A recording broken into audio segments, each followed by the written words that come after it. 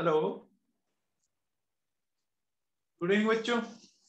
बेटा हम लोगों ने आई थिंक नाइट्रोजन कंप्लीट कर लिया था। कल हम लोगों ने नाइट्रोजन कंप्लीट कर लिया था क्या?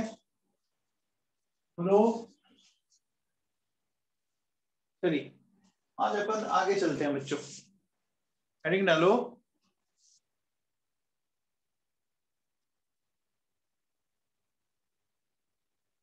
Ammonia, that is NH3, that is NH3। ठीक है ना? तो अमोनिया में सबसे पहले लिखो नंबर 1,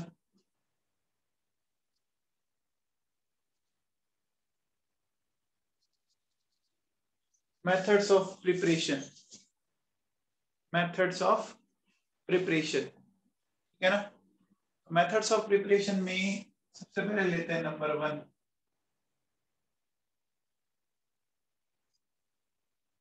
फ्रॉम यूरिया। हेडिंग डालो नंबर 1, फ्रॉम यूरिया। देखो बच्चों, यूरिया का ये फॉर्मूला होता है,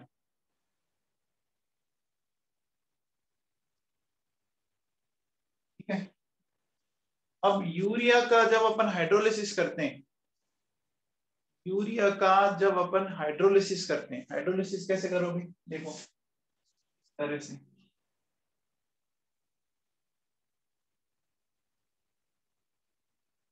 ये यहाँ से ऐसे इसको ब्रेक कर देंगे।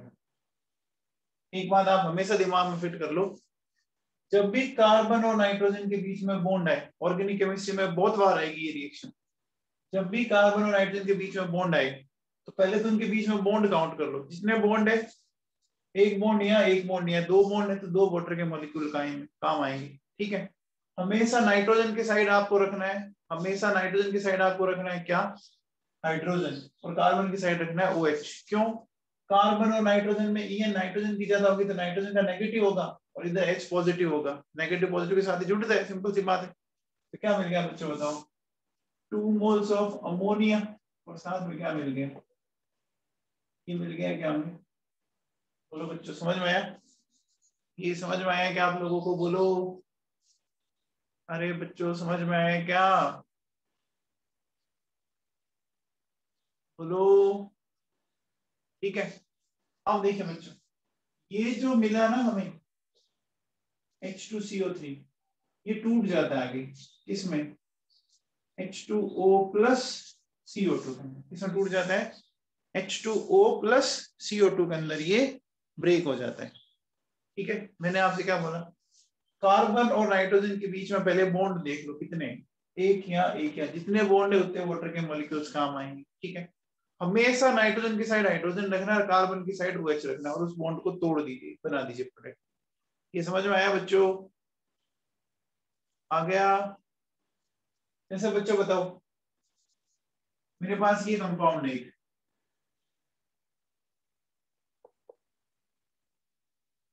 इस कंपाउंड का हाइड्रोलिसिस करना है मुझे, इस कंपाउंड का हाइड्रोलिसिस करना है, ठीक है ना? तो आप बताओ, इस कंपाउंड के हाइड्रोलिसिस करने के लिए, करने पर कितने वाटर के मॉलिक्यूल यूज होंगे बताओ? इस कंपाउंड के हाइड्रोलिसिस में कितने वाटर के मॉलिक्यूल चेक करो। देखो, बॉन्ड इधर डबल बॉन्ड, कितने हो गए टोटल बॉन्ड? 4 हो गए, 2 and 2 4 बॉन्ड हो गए क्या? 4 बॉन्ड हो गए क्या? देखो 1 2 3 4 है, तो 4 वाटर के मॉलिक्यूल्स काम आएंगे,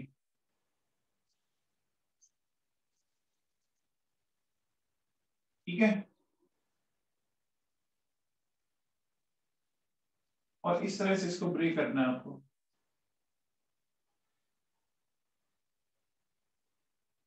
ब्रेक कर दिया?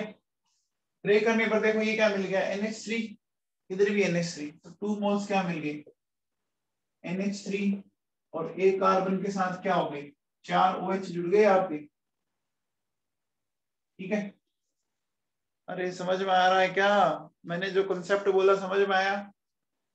कार्बन और नाइट्रोजन के बीच में बॉन्ड काउंट कर दो, जितने बॉन्ड है उतने वाटर के मॉलिक्यूल यूज आएंगे, हमेशा पक्का कंफर्म है ये, ठीक है। फिर क्या करना है आप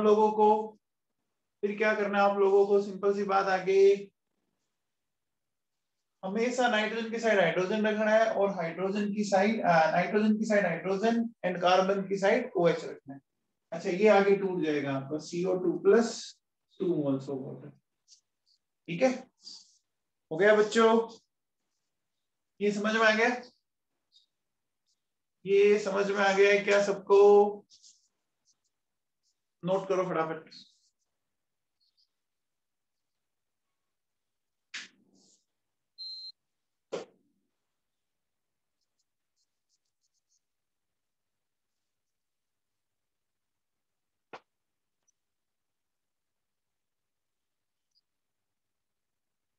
हो गया बच्चों?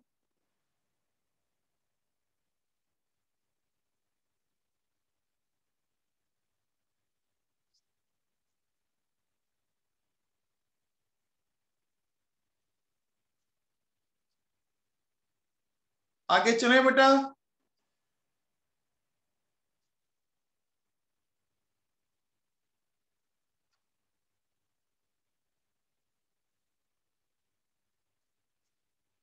चलिए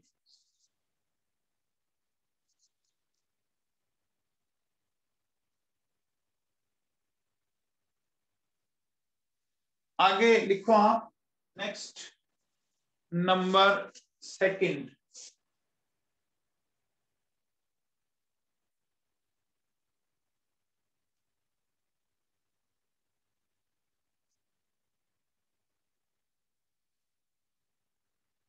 from ammonium salts, from ammonium salts,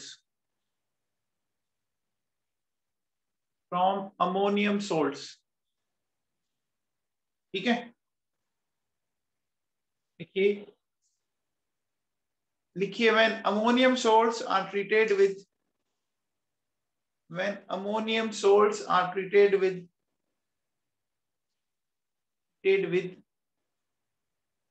base,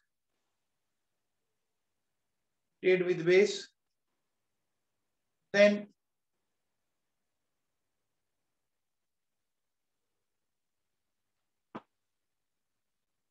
ammonia is obtained, देखो बच्चों कैसे, मेरे पास ये NH4Cl है और ये NaOH है।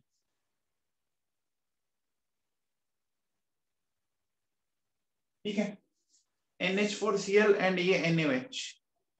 अब क्या होगा,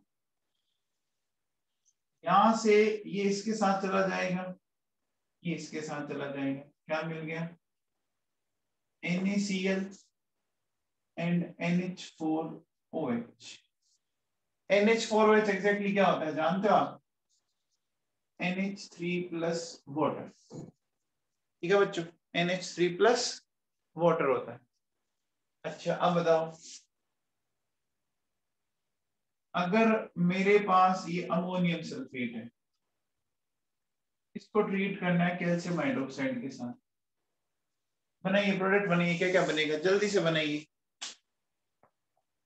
इसका प्रोडक्ट बनाओ बच्चों, अमोनियम सल्फेट का कैल्शियम हाइड्रोक्साइड के साथ।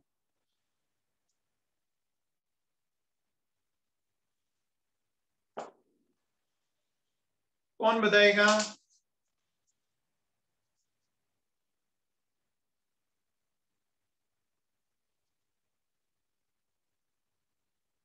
बोलो बच्चों, calcium sulphate 2 moles of NH3। Very good Lavanya Jagga, very good, बन गया बच्चों। देखो बहुत ही सिंपल सा कॉन्सेप्ट है, देखिए पास वाला पास वाले के साथ, दूर वाला दूर वाले के साथ क्या मिल जाएगा, calcium sulphate 2 moles of NH4OH। हो गया, ये जो 2 moles of NH4OH है वो क्या है, 2 moles of ammonia plus 2 moles of water, इस तरह से। ठीक है ना, ठीक है, फिर देखिए नेक्स्ट,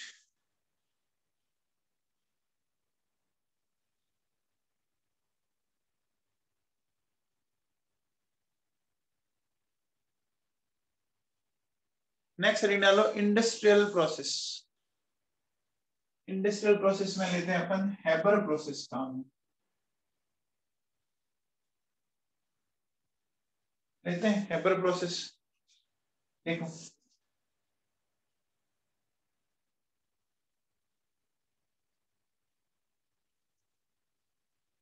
N2+3H2, ठीक है, 2NH3,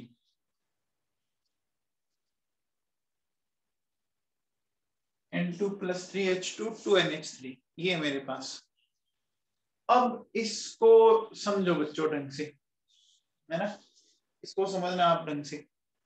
सबसे पहले बच्चों बताओ कि अगर मैं आपसे पूछूं इसमें product side sorry reactant side कितने मोल्स दिख रहे हैं, रिएक्टेंट साइड कितने मोल्स दिख रहे हैं आप लोगों को, 4 मोल्स दिख रहे हैं। एंड प्रोडक्ट साइड कितने मोल दिख रहे हैं, 2 मोल। देखो 4 मोल से जब 2 मोल बन रहे हैं, 4 मोल से 2 मोल्स बन रहे हैं, तो मोल्स कम हो रहे हैं या ज्यादा हो रहे हैं, मोल्स कम हो रहे हैं या ज्यादा हो रहे हैं, मोल्स डिक्रीज होते हैं। इसका मतलब एडिशन हो रहा है, इसका मतलब एडिशन हो रहा है क्या, आपस में ये कंबाइंड हो रहे हैं। अगर ये एडिशन हो रहा है तो हीट रिलीज होगी, एडिशन हो रहा है तो हीट रिलीज होगी, यानी प्रोसेस कैसा हुआ, प्रोसेस कैसा हुआ बच्चों, एक्सोथर्मिक हो गया। एक्सोथर्मिक हो गया। अब देखो बच्चों सुनो, अब मैं क्या कह सकता हूं,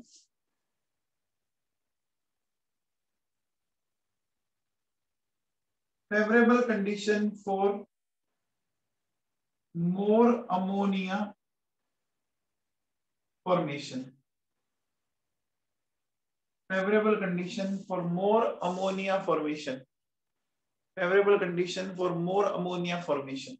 हमें अमोनिया ज्यादा बनाना है, इसके लिए क्या क्या फेवरेबल कंडीशन हो सकती है, बोलिए बच्चों। सबसे पहले मुझे N2 और H2 का एडिशन करना चाहिए,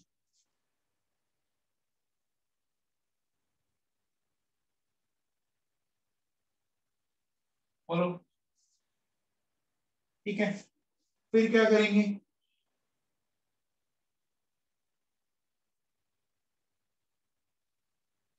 जो NH3 बनी उसको हटाओगे तभी तो नई जगह बनेगी, ये ऐड करते जाओ, ये बन गई उसको हटाते जाओ।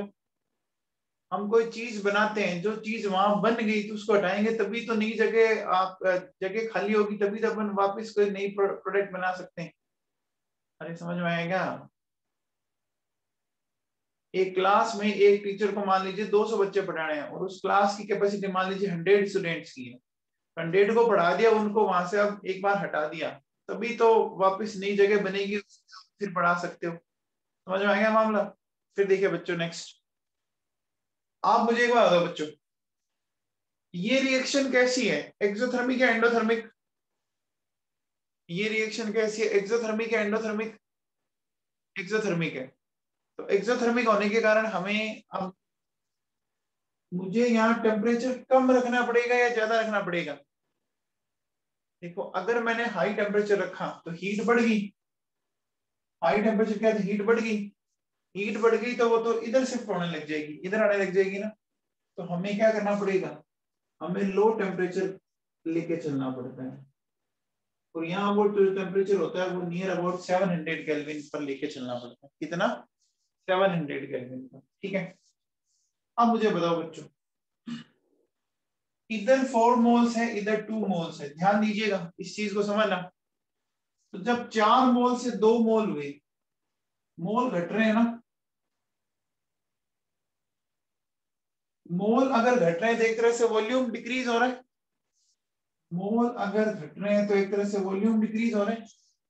वॉल्यूम डिक्रीज कैसे कर सकते हैं, अगर मैं प्रेशर को इंक्रीज कर दूं तभी हो सकता है ना, तभी हो सकता है ना। तो प्रेशर को क्या करना पड़ेगा, प्रेशर को बढ़ाना पड़ेगा, है ना। और यहाँ प्रेशर लगभग लगभग अपने को लेना पड़ता है 280, कितना 200 ATM। बच्चों ये कंडीशन समझ में आई आप लोगों को? ये कंडीशन समझ में आई आप लोगों को? ये बच्चों 12th एग्जाम में आती है, 12th बोर्ड के एग्जाम में ये पूछते हैं आप लोगों से, तो अच्छे से समझ लीजिए, तो अच्छे से समझ लीजिए बच्चों। चलिए नेक्स्ट बताओ, इस रिएक्शन में कैटलिस्ट क्या काम आएंगे? इस रिएक्शन में कैटलिस्ट क्या काम आते हैं? कैटलिस्ट काम आता है Fe, ठीक है। एंड जो मोलिब्डेनम है वो आपको पता है क्या? वो प्रमोटर है। मोलिब्डेनम प्रमोटर होता है बच्चों, जानते हो आप?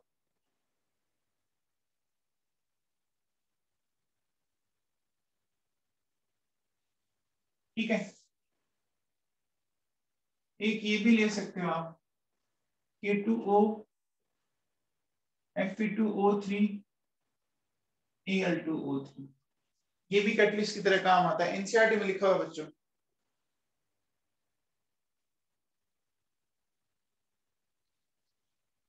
आयरन ऑक्साइड K2O Al2O3,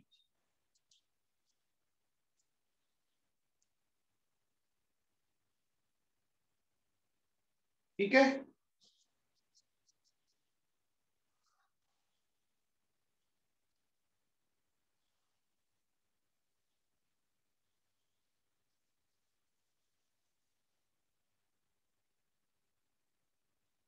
हो गया बच्चों?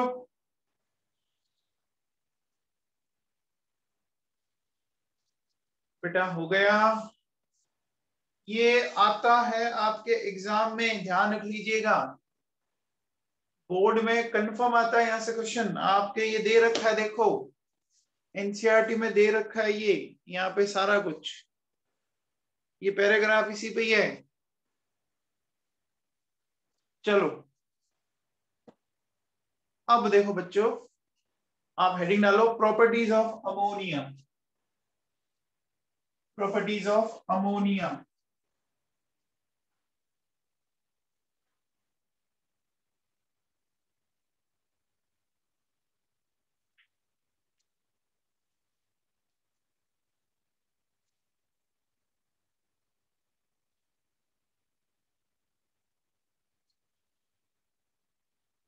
प्रॉपर्टीज ऑफ अमोनिया,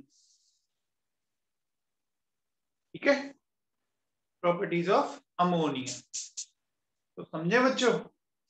सबसे पहला लिखो बच्चों, देखो colourless and pungent smelling gas होती है। कैसी होती है? Colourless and pungent smelling gas होती है। ये पंजेंट स्मेलिंग आप लोगों ने, इसकी स्मेल देखो, अपन ऑलमोस्ट हर एक ने ले ही रखी है। अपन जब यूरिनेल्स में जाते हैं बच्चों, यूरिनेल्स के अंदर आपने देखा होगा कि जो अजीब सी स्मेल आती है ना, यूरिनेल्स के अंदर जो अजीब सी स्मेल आती है वो अमोनिया के कारण ही होती है, पता है क्या? क्योंकि हम लोगों का जो एक्सक्रीटरी प्रोडक्ट होता है वो क्या होता है? हम यूरिया को रिलीज करते हैं बच्चों थ्रू यूरिन, यूरिया को तो रिलीज करते हैं।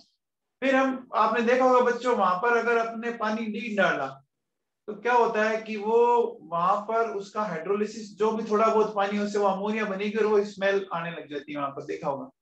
इसीलिए हम, आपने देखा होगा यूरिन करने के बाद आपको फ्लश आउट करना जरूरी होता है, नहीं तो बदबू आने लग जाती है। वो क्यों आती है? वो इसी अमोनिया के कारण आती है ना? ठीक है।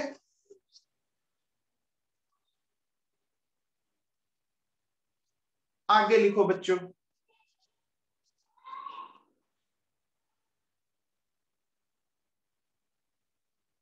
अब देखो बच्चों, अगर मैं अमोनिया की बात करूं,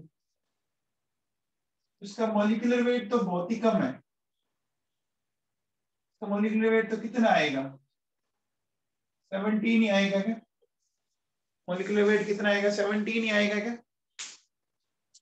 17 ही आएगा ना? बहुत कम है ना मॉलिक्यूलर वेट? मॉलिक्यूलर वेट बहुत कम है ना? मॉलिक्यूलर वेट बहुत कम है बच्चों। तो लो मॉलिक्यूलर मतलब इतने मॉलिक्यूलर वेट का जो melting point and boiling point जो अपन एक्सपेक्ट करते हैं, इतने कम मॉलिक्यूलर वेट के अकॉर्डिंग जो अपन melting point and boiling point expect करते हैं, वो उसके कंपैरिजन में इसका बहुत ज्यादा आता है, मतलब बियॉन्ड एक्सपेक्टेशन आता है। ऐसा क्यों बच्चों, बता सकते हैं ऐसा क्यों? Very good, hydrogen bonding.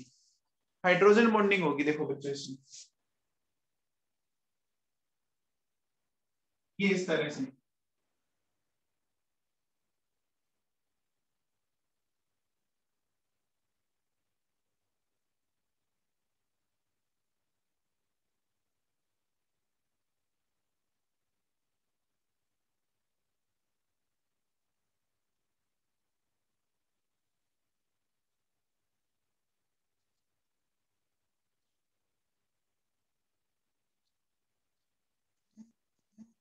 ये इस तरह से।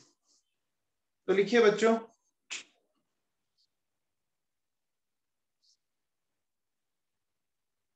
लिखिए ammonia has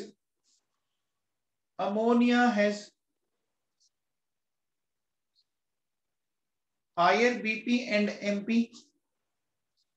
ammonia has higher BP and MP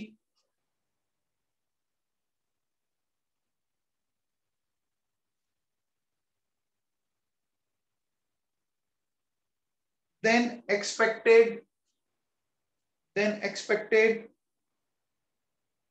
than expected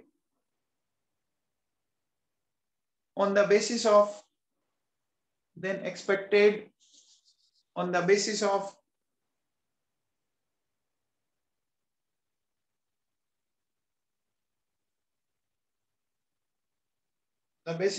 its molecular mass, on the basis of its molecular mass.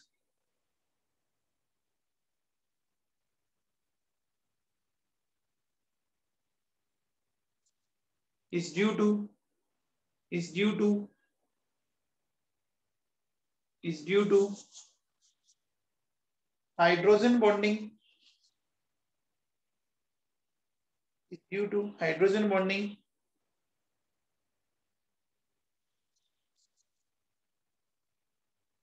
in solid and liquid state, in solid and liquid state, in solid and liquid state। ये जो मैंने बात आपको बोली है बच्चों, ये NCERT में लिखी हुई है यहाँ पर, ये यहाँ पर एनसीईआरटी में लिखी हुई है, अगर आप पढ़ेंगे ना तो समझेंगे आप, है ना। यहाँ लिखी हुई है then expected on the basis of molecular mass, ये देखो लिखा हुआ है in the solid and liquid it is associated through hydrogen bond. NCERT की लाइन नहीं है ये, और एनसीईआरटी की लाइन नहीं आती है, सच आपको पता होना चाहिए। लिख लिया बच्चों? बेटा लिख लिया? अच्छा, ये किस टाइप के हाइड्रोजन बॉन्डिंग है? इसको बोलते हैं बच्चों लीनियर हाइड्रोजन बॉन्डिंग। क्या बोलते हैं? Linear hydrogen bonding. लीनियर बोल रहे हैं क्या अपन इसको? लीनियर का मतलब एक लाइन में है क्या? ये मॉलिक्यूल बच्चों एक लाइन में कनेक्टेड होते हैं, इससे इसको क्या बोलते हैं?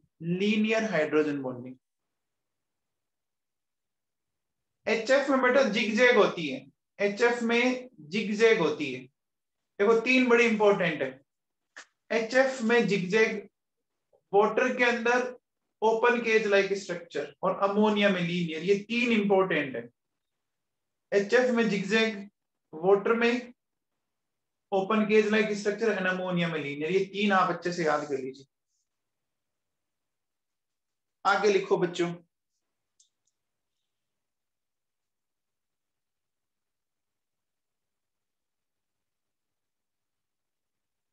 लिखिए लिखिए it is highly soluble in water, it is highly soluble in water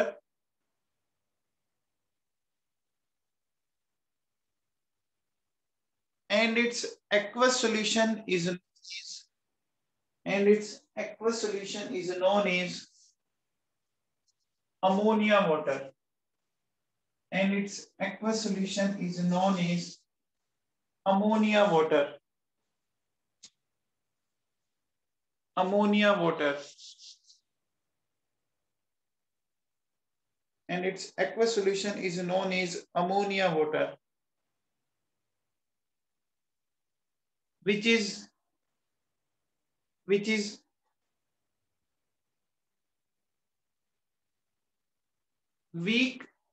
basic in nature,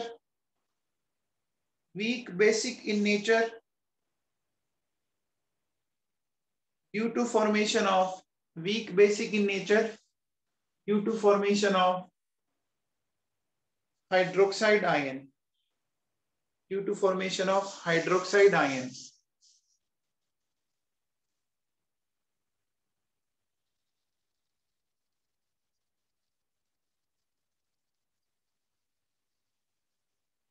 देखो ये अमोनिया है और ये वाटर है, क्या होगा?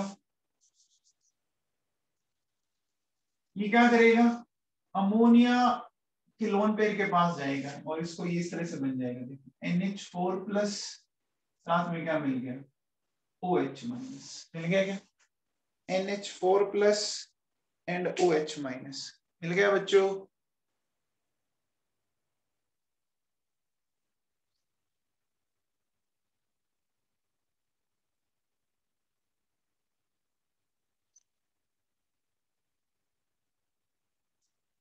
बेटा समझ में आ गया? बेटा समझ में आ गया? ठीक है, चलिए फिर आप नेक्स्ट लिखो। ये तो हमने बात कर ली किसके साथ बच्चों? इसकी प्रॉपर्टीज की बात की। नेक्स्ट पॉइंट लिखो, लिखिए basic nature of ammonia.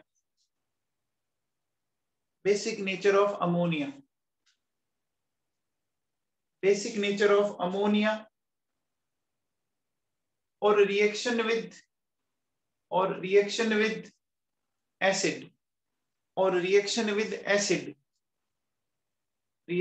Acid, देखिए बच्चों ये अमोनिया का मॉलिक्यूल है हमारे पास। अमोनिया के मॉलिक्यूल में नाइट्रोजन के ऊपर लोन पेयर होता है।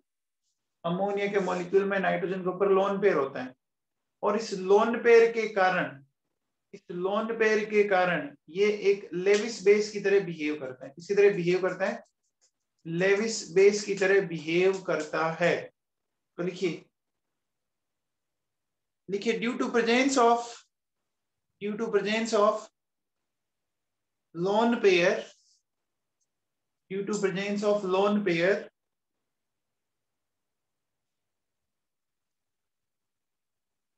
on nitrogen,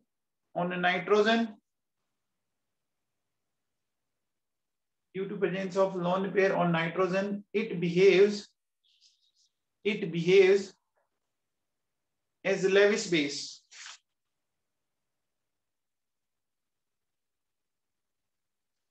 देखो ये जो मैंने बात बोली है ना, ये एनसीईआरटी में एक क्वेश्चन है। देखो बच्चों ये आपको दिख रहा है, Why does NH3 act as a Lewis base? ये क्वेश्चन दिख रहा है आप लोगों को? ये क्वेश्चन दिख रहा है एनसीईआरटी का? तो बोलो बच्चों, नाइट्रोजन एक लेविस बेस की तरह क्यों बिहेव करता है? नाइट्रोजन एक लेविस बेस की तरह क्यों बिहेव करता है बताओ? क्योंकि नाइट्रोजन के ऊपर लोन पेयर होता है ना? अब देखो बच्चों, ये नाइट अमोनिया है, हमने इसको ट्रीट किया HCl के साथ। अमोनिया को हमने ट्रीट किया HCl के साथ, किया HCl के साथ ट्रीट करने पर ये H प्लस इसके पास जाएगा, क्या मिल जाएगा? NH4 प्लस Cl मिल जाएगा क्या? अमोनियम क्लोराइड बन जाएगा क्या? इसी तरह से देखो बच्चों सुनो, ये NH3 है, ये H2SO4 है। अब बताओ बच्चों, H2SO4 दो हाइड्रोजन देता है तो हमें कितने अमोनिया के मॉलिक्यूल की रिक्वायरमेंट होगी? H2SO4 हाइड्रोजन देता है तो हमें कितने की रिक्वायरमेंट होगी? दो की। ठीक है, क्या मिल जाएगा हमें? क्या मिल जाएगा? अमोनियम सल्फेट मिल जाएगा। क्या मिल जाएगा हमें? अमोनियम सल्फेट मिल जाएगा।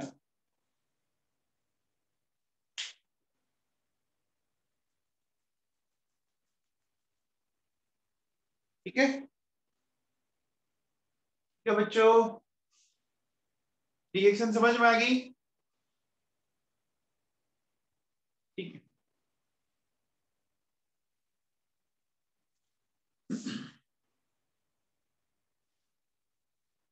चलिए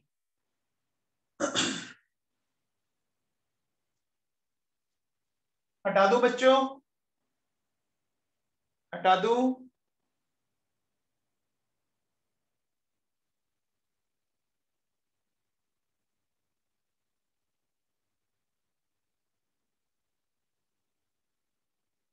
चलो बच्चों नेक्स्ट लिखिए, नेक्स्ट लिखो।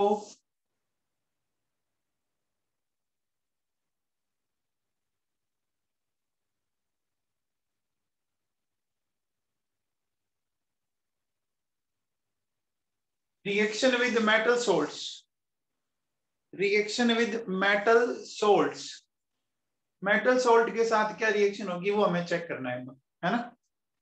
तो अब देखो बच्चों कैसे चेक करेंगे, समझो।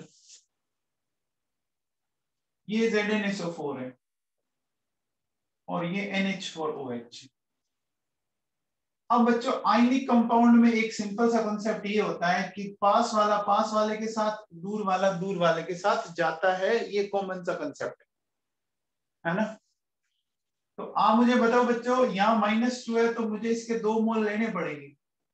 यहाँ से क्या मिलेगा बच्चों बताओ, एक ये चला जाएगा, एक चला जाएगा, ऐसे जाएगा क्या? ऐसे ही जाएगा क्या बच्चों बताओ? हमें ये मिलेगा, देखो ammonium sulphate plus zinc hydroxide, हमें ये मिल गया आपका व्हाइट पीपीटी। क्या मिल गया? व्हाइट, व्हाइट प्रेसिपिटेट मिल गया बच्चों, मिल गया बेटा। अब आओ, बस ये FeCl3 ठीक, इसमें कितने क्लोरीन दिख रहे हैं आपको? FeCl3 में कितने क्लोरीन दिख रहे हैं आपको? 3। तो कितने NH4OH काम आएंगे? कितने NH4OH काम आएंगे बताओ? अरे बच्चों 3 काम आएंगे ना, तभी तो काम बनेगा।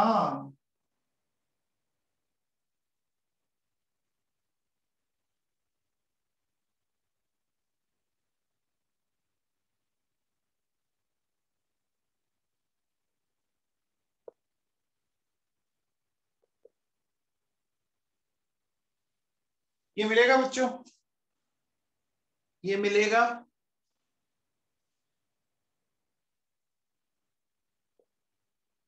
Brown PPT. अच्छा आप एक बात बताओ, किसी हाइड्रोक्साइड से अगर अपन वाटर निकाल दे तो वो किस में कन्वर्ट हो जाता है? किसी हाइड्रोक्साइड से अगर अपन वाटर निकाल देते हैं तो वो किस में कन्वर्ट हो जाता है? ऑक्साइड। ठीक है, आप मुझे बताओ Fe यहाँ पर प्लस की स्टेट में है क्या? Fe प्लस की स्टेट में, तो +3 स्टेट में Fe का ऑक्साइड बताओ, +3 स्टेट में Fe का ऑक्साइड बताओ क्या बनेगा? +3 स्टेट में Fe का ऑक्साइड बताओ, Fe2O3 बनेगा बच्चों, Fe2O3। ठीक है, 2 आयरन चाहिए तो आगे 2 लगाओ और यहाँ क्या बन जाएगा? 3 मोल्स ऑफ वाटर बन जाएगा। बन जाएगा क्या? बोलो बच्चों बन जाएगा क्या? दोनों चाहे ये लिखो चाहे ये लिखो, एक ही बात है। चाहे आप ये लिखो और चाहे ये लिखो, एक ही बात है। जैसे एक मिल्क आता है, एक मिल्क का पाउडर आता है, अब उस मिल्क के पाउडर को वापस वाटर में डालो, मिल्क में कन्वर्ट हो जाता है ना। समझ में आया क्या? अरे एक मिल्क आता, एक मिल्क का पाउडर आता है ना मार्केट में, अपन उसको वापस वाटर में डालते हैं, वापस मिल्क बन जाता है, वही बात ये है। ऑक्साइड हाइड्रोक्साइड एक ही बात। ठीक है बच्चों?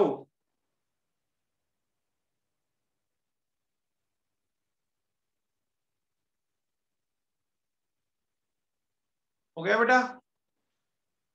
ये बात समझ में आई? चलिए नेक्स्ट डिस्कस करते हैं अपन। हेडिंग डालिए complex formation tendency. Complex formation tendency. Complex formation tendency.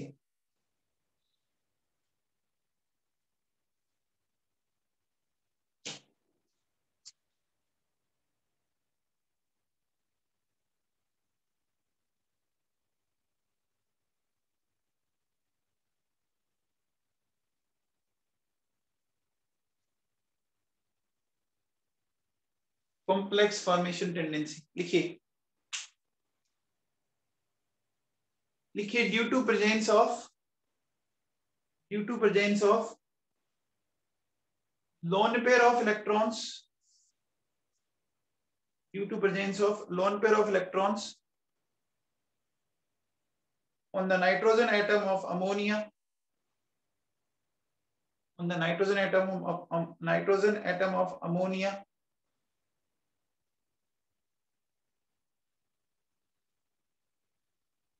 it can act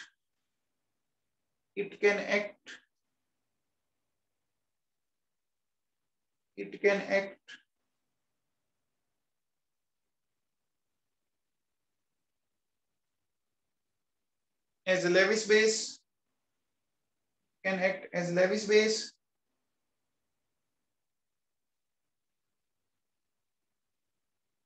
and can form complex compound, and can form complex compound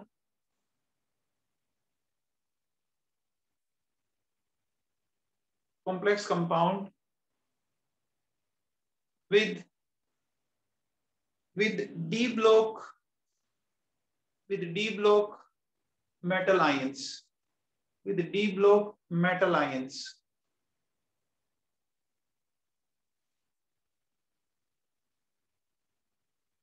देखो सपोज जैसे मेरे पास ये AgCl है, मेरे पास क्या है ये AgCl है बच्चों, ठीक है ना। ये AgCl का वाइट प्रेसिपिटेट है, इसके साथ ये अमोनिया, ठीक है ना। तो अब इस अमोनिया की बात करिए। मैंने आप लोगों को एक बात बताई थी क्या कि इन जनरली क्या होता है, डी ब्लॉक के जो मेटल आयंस होते हैं वो कॉम्प्लेक्स कंपाउंड बनाते हैं, और जनरली जो उनका चार्ज होता है उस चार्ज से डबल नंबर में आपके साथ इस तरह के न्यूट्रल मॉलिक्यूल अटैच होते हैं क्या। तो Ag पे चार्ज क्या बच्चों बताओ, Ag पे चार्ज क्या बच्चों बताओ, 1 है ना। तो 1 के साथ कितने वाटर के मॉलिक्यूल अटैच होंगे, डबल करना है ना बच्चों, 1 का डबल 2 हो गया, और क्या इसमें सोचने वाली बात ही क्या है। देखो बच्चों ये मिल जाएगा, ये मिल जाएगा AgNH3 की होल ट्वाइस Cl, ठीक है। ये कलरलेस होता है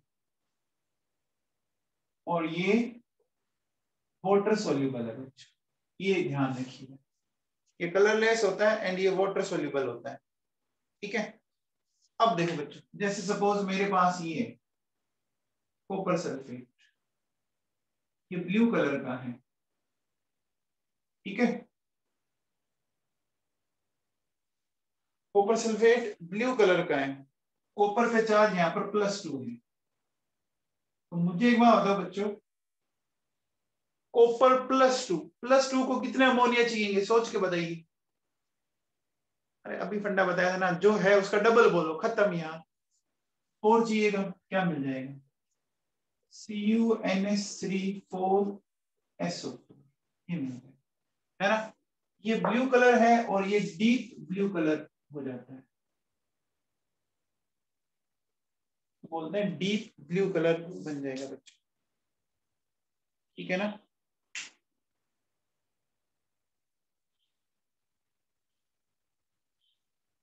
हो गया बच्चों, आप लोगों को समझ में आया,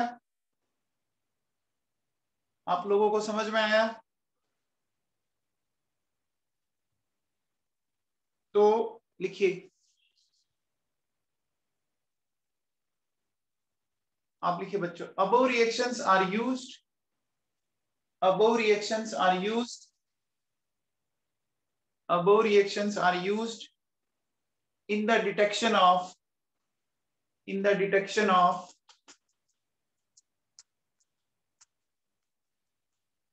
in the detection of d block metal ions, in the detection of d block metal ions. ठीक है, d block metal ions. ठीक है बच्चों, समझ में आता है? समझ में आया बच्चों?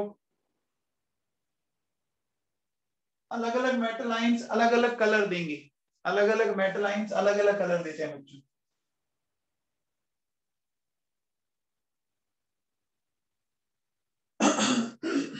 चलो अब आप एक काम करो, लिखो लिखो uses of ammonia, uses of ammonia.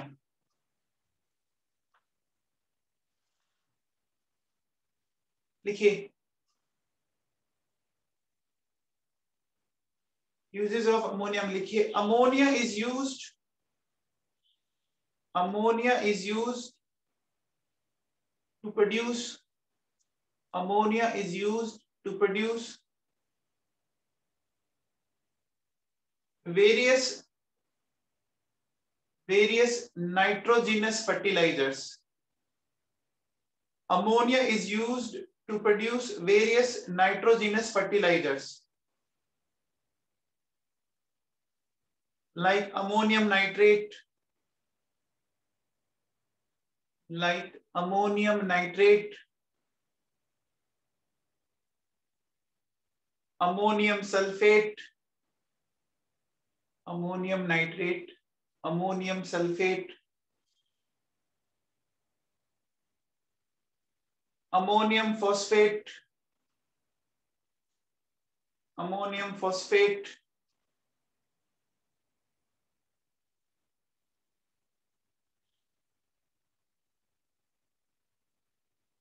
and urea, and urea. Urea तो जानती हो बच्चों,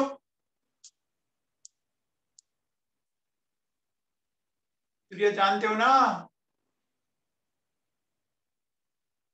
आगे लिखो बच्चों, नेक्स्ट लिखिए बच्चों, liquid ammonia is used, liquid ammonia is used as a refrigerant, liquid ammonia is used as a refrigerant, liquid ammonia is used as a refrigerant. Important है बच्चों, इससे पहले कौन सी गैस को एज ए रेफ्रिजरेंट काम में लिया था बताओ?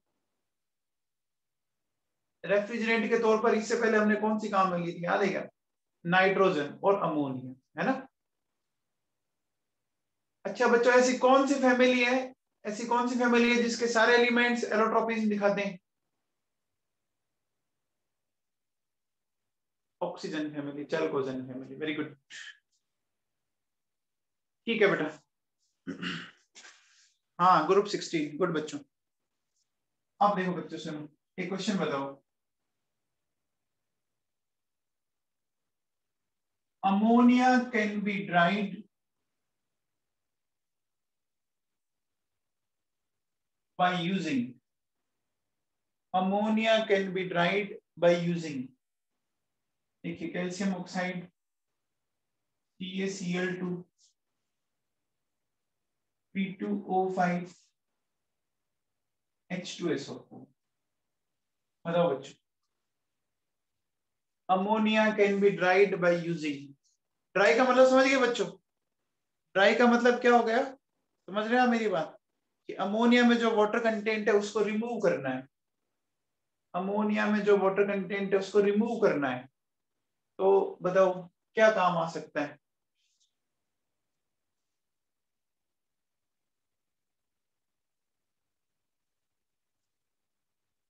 चलिए बच्चों, मैं आपको समझाता हूं इसको, इसमें क्या माजरा है समझने की कोशिश कीजिएगा, समझना. देखो सबसे पहले अपन इधर से स्टार्ट करते हैं, ऑप्शन डी से. देखो बहुत से बच्चे आंसर डी दे रहे हैं, आंसर डी है नहीं। देखो बच्चों सुनो, प्रॉब्लम क्या है कि अमोनिया क्या करेगा, इस H2SO4 के साथ रिएक्शन करके क्या बना देगा, अमोनियम सल्फेट बना देगा ना। अमोनिया H2SO4 के साथ रिएक्ट करके क्या बना देगा, अमोनियम सल्फेट बना देगा ना। हम तो ड्राई करना चाह रहे थे, ड्राई करना मतलब वाटर कंटेंट हटाना चाह रहे थे, उसने वाटर के साथ रिएक्शन ही नहीं की, उसने रिएक्शन ही किसके साथ कर ली, H2SO4 के साथ कर ली ना। अरे रिएक्शन ही उसने किसके साथ कर ली, H2SO4 के साथ कर ली ना, पंगा हो गया ना। फिर देखो बच्चों P2O5, अब ये P2O5 क्या करेगा, P2O5 पहले तो वाटर के साथ रिएक्ट करेगा, रिएक्ट करते देखो क्या मिला H2O6, या जो मैं बोल सकता हूँ HPO3, हमें मिल गया HPO3 that is metaphosphoric acid, मिल गया। ये मेटाफॉस्फोरिक एसिड क्या करेगा बच्चों, ये एसिड है और ये बेस है, बोलो बच्चों, एसिड और बेस होने के कारण इनके बीच की रिएक्शन हो जाएगी, क्या मिल जाएगा आपको, ये मिलेगा, आपको ये मिल जाएगा बच्चों, अमोनियम मेटाफॉस्फेट मिल गया, समझ में आया, अमोनियम मेटाफॉस्फेट। ये भी तो प्रॉब्लम होगी ना, हम अमोनिया को ड्राई करने चले, अमोनिया का वहां पे सोल्ट बन गया। अब देखो बच्चों सुनो, ये CaCl2 है, CaCl2 क्या करेगा, अमोनिया के साथ कंबाइंड होकर इस तरह के मॉलिक्यूल बना देगा, है ना। जैसे हाइड्रेटेड मॉलिक्यूल बनते हैं वैसे ये अमोनिएटेड मॉलिक्यूल बन गए, हाइड्रेटेड के बजाय अमोनिएटेड बन गए। तो क्या ये लास्ट थ्री काम आएंगे क्या, लास्ट थ्री काम आए फिर, अरे लास्ट थ्री काम आए क्या नवाबों। अब बचा ए, देखो ये कैल्शियम ऑक्साइड है, कैल्शियम ऑक्साइड ने वाटर के साथ रिएक्शन की, मिल गया कैल्शियम हाइड्रोक्साइड, ठीक है। ये क्या है बच्चों, ये क्विक लाइन है, और ये क्या है, ये स्लैग्ड लाइन है, quick line and slagged line, है कि नहीं है। तो इसने देखो अमोनिया के साथ किसी भी तरह की रिएक्शन नहीं की, इसने अमोनिया के साथ किसी भी तरह की रिएक्शन नहीं की, तो इसका मतलब क्या हुआ, इसका मतलब क्या हुआ, आंसर क्या जाएगा, बोलो बच्चों, इसका मतलब बताओ आंसर क्या जाएगा, आंसर ए जाएगा, फिर और क्या।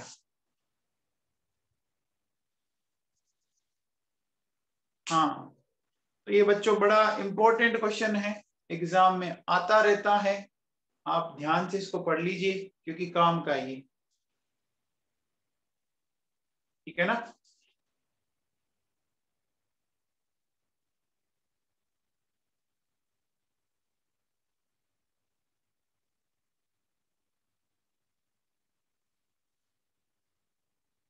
हो गया बच्चों,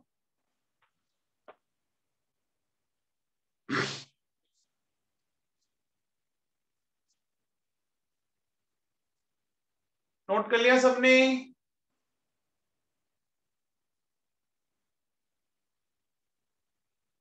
नोट कर लिया हो तो आगे चलें।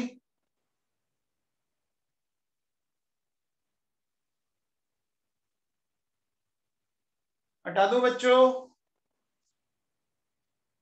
बोलो बेटा हटा दो,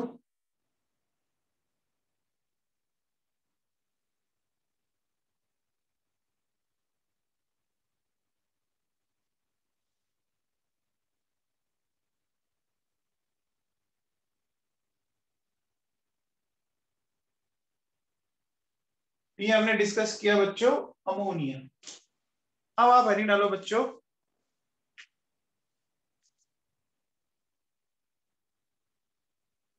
hydrides of nitrogen family, hydrides of nitrogen family.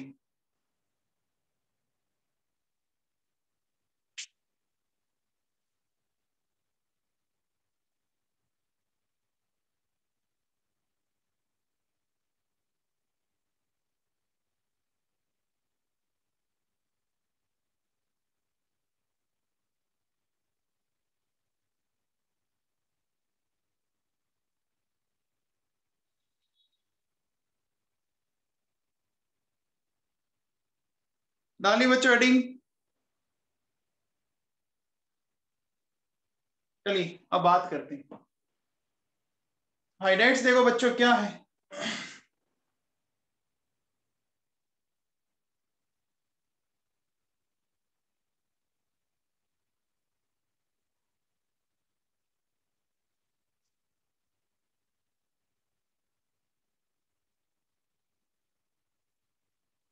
इनमें तो बच्चों कौन से कैरेक्टर होते हैं पता है क्या? इनमें आयनिक कैरेक्टर होते हैं या कोवेलेंट कैरेक्टर होते हैं बच्चों बताओ?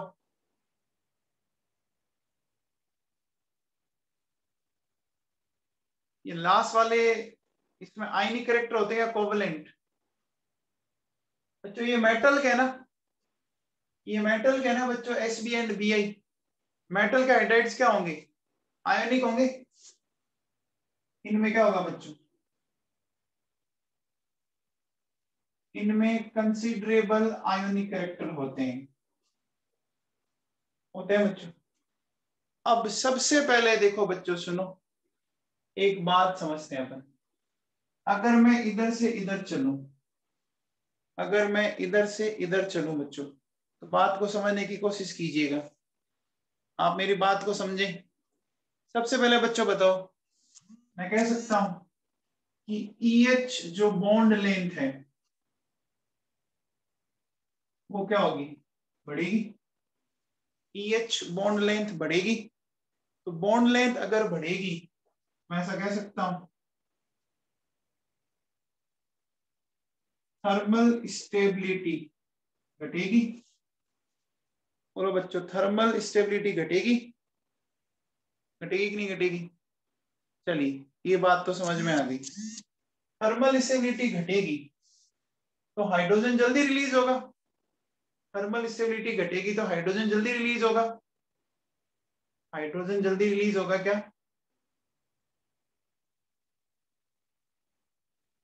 तो अपन क्या बोलेंगे? Ease of release of H plus increase. तो मुझे बताओ बच्चों, एसिडिक स्ट्रेंथ क्या होगी? बढ़ेगी। एक बात आप दिमाग में फिट कर लो, अगर हाइड्राइड्स हैं तो हाइड्राइड्स की एसिडिक स्ट्रेंथ आप चाहो तो लेफ्ट टू राइट पीरियड में जाओ एंड ग्रुप में टॉप टू बॉटम जाओ, हमेशा राइज होती है, हमेशा राइज होती है। अब मुझे बताओ बच्चों, अगर इनकी release of ease of release of H plus ion बढ़ी, ठीक है, एसिडिक स्ट्रेंथ बढ़ी, तो बच्चों बताओ बेसिक स्ट्रेंथ पे क्या फर्क पड़ेगा? बेसिक स्ट्रेंथ डिक्रीज होगी। अब जरा दिमाग लगेगा बच्चों, एक बात पूछता हूं आपसे, मुझे बात हो बच्चों, कोऑर्डिनेट बॉन्ड कौन बनाता है? मेटल बनाता है या नॉन मेटल बनाता है? कोऑर्डिनेट बॉन्ड कौन बनाते हैं? कोऑर्डिनेट बॉन्ड पहले तो एक बात हो, is a type of covalent bond, agree करते हैं आप? Coordinate bond is a type of covalent bond, agree करते हैं आप? ठीक है। कोवेलेंट बॉन्ड बनाने की टेंडेंसी किनकी होती है? कोवेलेंट बॉन्ड बनाने की टेंडेंसी किनकी होती है? नॉन मेटल की। हम जब इधर जाते हैं तो मेटलिक कैरेक्टर कम होते जाते हैं, मेटलिक कैरेक्टर कम होते जाते हैं, सॉरी मेटलिक कैरेक्टर गलत बोला, मेटलिक कैरेक्टर इंक्रीज होते जाते हैं, मेटलिक कैरेक्टर इंक्रीज होते जाएंगे। तो मेटलिक कैरेक्टर इंक्रीज होते जाएंगे तो इसका मतलब इनकी जो लोन पेयर की जो डोनेशन की टेंडेंसी है वो कम हो जाएगी ना। मेटलिक कैरेक्टर जब इंक्रीज होंगे तो लोन पेयर डोनेशन की टेंडेंसी कम हो जाएगी। आप बताओ इसमें सबसे ज्यादा नॉन मेटलिक कैरेक्टर किसमें है? सबसे ज्यादा नॉन मेटलिक कैरेक्टर नाइट्रोजन में है या बिस्मथ में? नाइट्रोजन में। तो लोन पेयर देने की टेंडेंसी किसकी ज्यादा होगी? लोन पेयर देने की टेंडेंसी किसकी ज्यादा होगी? नाइट्रोजन की। मेरी बात समझ रहे हैं क्या? मेरी बात समझ रहे हैं आप? तो नाइट्रोजन की अगर लोन पेयर देने की टेंडेंसी ज्यादा होगी तो बेसिक स्ट्रेंथ भी नाइट्रोजन की ज्यादा होगी, इधर जाने पर ये कम होगी। देख लीजिए, समझ में आ गया? मैं ऐसे कह सकता हूँ, बोलो क्या? कि metallic character decreases, sorry, metallic character increases, lone pair donation decreases. ठीक है, तो lone pair donation decreases होगा तो बेसिक स्ट्रेंथ क्या होगी, डिक्रीज होगी। क्या ये बात आप लोगों को समझ में आई? क्या ये बात आप लोगों को समझ में आई? अच्छा बच्चों, एक चीज और सुनो, एक कॉन्सेप्ट होता है बॉन्ड एंगल। बॉन्ड एंगल होता है EN of central atom. Bond angle होता है EN of central atom. Nitrogen, phosphorus, arsenic, antimony, bismuth, नीचे जाते हैं तो ईएन डिक्रीज होती जाती है, नीचे जाते तो ईएन डिक्रीज होती है ना। नाइट्रोजन की मैंने मैक्सिमम बताई थी, तो बोलो बच्चों क्या होगा, बॉन्ड एंगल क्या होता जाएगा, बॉन्ड एंगल डिक्रीज करता जाएगा क्या, बॉन्ड एंगल डिक्रीज करता जाएगा क्या, बोलो। ये बात आप लोगों के समझ में आ गई क्या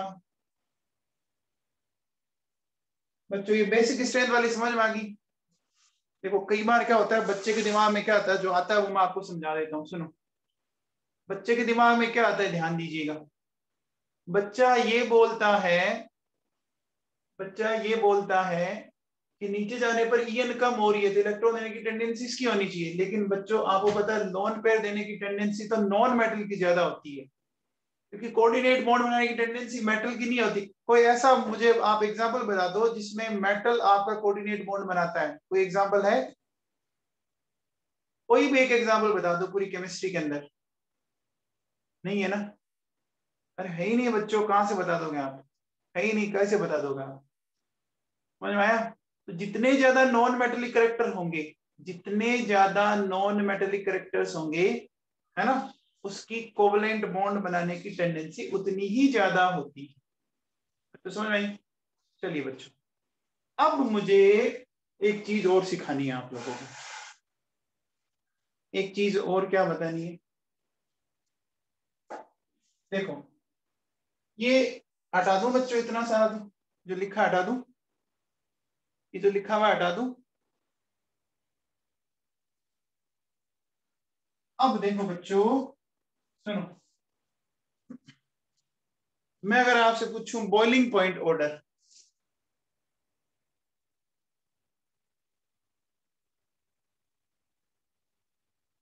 ऑर्डर ऑफ बॉइलिंग पॉइंट, तो देखो बच्चों मैंने ये लिखा,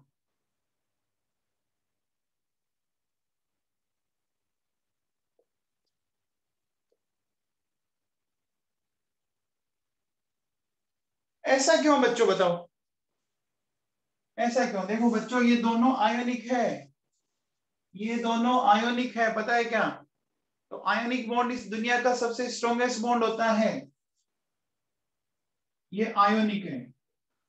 इसमें कौन सी हुई, हाइड्रोजन बॉन्डिंग, और इनमें क्या लगेगा, वंडरवॉल अट्रैक्शन फोर्स, जो मॉलिक्यूलर वेट के डायरेक्टली प्रोपोर्शनल होता है। ये समझ में आई बात? ये बात समझ में आई? ये बात समझ में आएगी? ये बात समझ में आ गई क्या? ऑर्डर इस तरह से क्यों आया, बोलो बच्चों, इसको याद ऐसे रखो। देखो इसको बीआई को बना दो भाई, एसबी को बना दो साहब, भाई साहब, है ना। ये एन है, ये ए है, ये पी है, एन ए पी, इसको बोल दो नाप, है ना भाई साहब, नाप क्या, रास्ता नाप। याद रह जाएगा बच्चों? बॉइलिंग पॉइंट का ऑर्डर याद रह जाएगा क्या? बॉइलिंग पॉइंट का ऑर्डर याद रह जाएगा? इसका रीजन समझ में आ गया ऐसा क्यों हुआ? रीजन समझ में आ गया है क्या? अरे बच्चों आयनिक बॉन्ड आपको पता होगा ना, बहुत स्ट्रॉन्ग बॉन्ड होता है, नेचर का सबसे स्ट्रॉन्गेस्ट बॉन्ड होता ही आयनिक बॉन्ड है, होता है। अब आप बताओ बच्चों, लास्ट चीज बताओ, इन हाइड्राइड में से सबसे स्ट्रॉन्गेस्ट रिड्यूसिंग एजेंट कौन है? सबसे स्ट्रॉन्गेस्ट रिड्यूसिंग एजेंट कौन है? NH3 और BiH3, इनमें से बताओ। चलो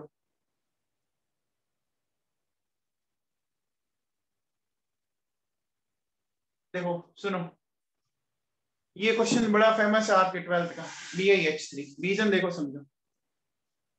ये मेटल है ना, मेटल है बच्चों। मेटल के साथ हाइड्रोजन की कौन सी ऑक्सीडेशन स्टेट आती है बच्चों बताओ? मेटल के साथ हाइड्रोजन की कौन सी ऑक्सीडेशन स्टेट आती है? नेगेटिव। तो यहाँ हाइड्रोजन नेगेटिव वाला होगा, BiH3 के साथ हाइड्रोजन नेगेटिव वाला होगा, लेकिन अमोनिया के साथ नेगेटिव वाला नहीं होगा। अमोनिया के साथ नेगेटिव वाला नहीं होगा। तो लिखो बच्चों, देखिए BiH3 is the strongest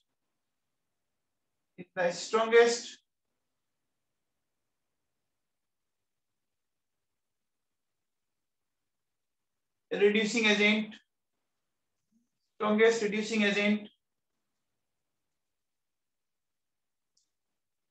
among all hydrides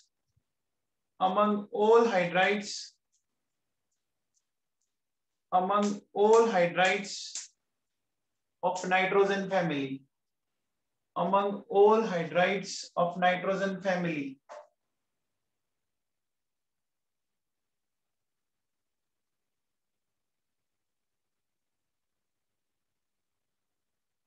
because downward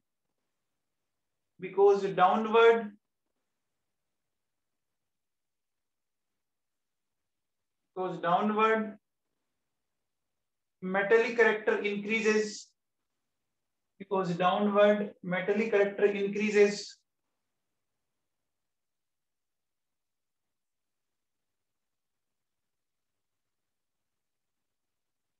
so formation of H minus ions, ion becomes easy.